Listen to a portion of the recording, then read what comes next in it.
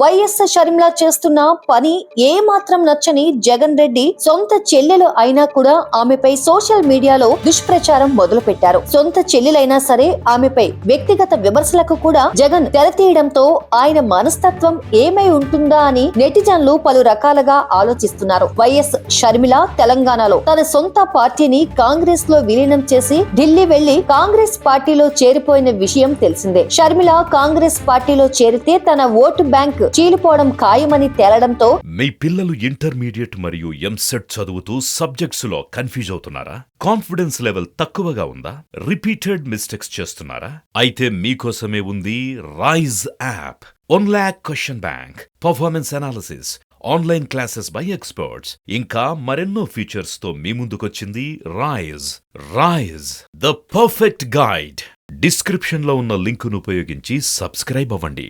జగన్ రెడ్డికి ఏం చేయాలో అర్థం కావడం లేదు. అలాగని షర్మిలకు ఇవ్వాల్సిన ఆస్తి వాటా ఇచ్చేస్తే సరిపోయేది. అయితే ఆస్తి కోసం ఎంత దూరమైనా వెళ్లే జగన్ రెడ్డి ఆ పని చేయడం లేదు. పోనీ సొంత బాబాయి వివేకానందరెడ్డి మర్డర్ కేసులో న్యాయం చేయమని అడుగుతున్న తన కుటుంబ సభ్యుల కోసం ఆ మర్డర్ కేసులో దోషుల్ని పట్టుకోవాలంటే కూడా జగన్ సంశయిస్తున్నారు. అలా చేయడం ఇష్టం లేదు. దాంతో తన కుటుంబం మొత్తం జగన్ రెడ్డికి దూరం అయిపోయింది. అసలు విషయానికి వస్తే షర్మిల అన్న జగన్ రెడ్డిని తన కుమారుడి పెళ్లికి పిలవడానికి తాడేపల్లి ప్యాలెస్ కు వెళ్లారు. లోపల అరగంట ఉంటే కుటుంబంతో పావుగంట ఉన్నారని, పెళ్లి కార్డిచ్చి పిలుపులు పిలిచి వచ్చారని చెబుతున్నారు. అయితే షర్మిల కారు లోపలికి వెళ్తున్నా బయటకు వస్తున్న వీడియోలు తప్ప ఆమె ప్యాలెస్ లో ఉండగా ఒక్క ఫోటో కూడా బయటకు రానివ్వలేదు. నిజానికి షర్మిలతో ఎలాంటి వివాదాలు లేవని, కుటుంబ పరంగా అందరం కలుసున్నామని చెప్పుకునేందుకు జగన్ రెడ్డి తన మార్క్ హావభావాలతో చెల్లిని ఆహ్వానిస్తారని,